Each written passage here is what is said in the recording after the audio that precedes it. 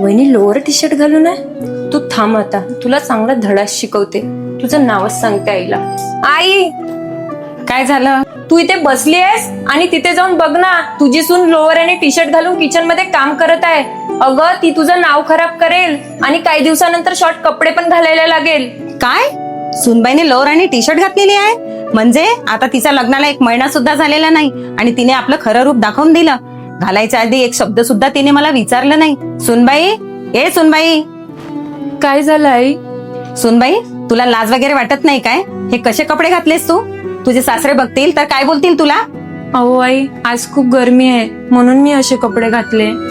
हो तर गरमी आहे म्हणून तुम्ही कसे पण कपडे घालान का? घरी बाबा वगैरे असतात, तुम्हाला काही लाज वगैरे नाही वाटत? हो तर बाबा आहेत तर काय झालं, माझ्या डोक्यावर तर ओढणी आहे ना.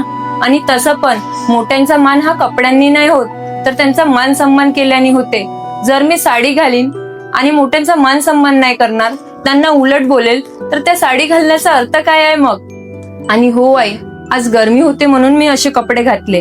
आणि असं तर आहे नाही की मुलीला गरमी होते आणि सुनेला होत नाही म्हणून. बघितली आई तू कशी ज्ञान देऊन गेली ती तुला. मला नको सांगू ग तू. तिला जसं करायचं आणि जसं वागायचं वागू दे तू.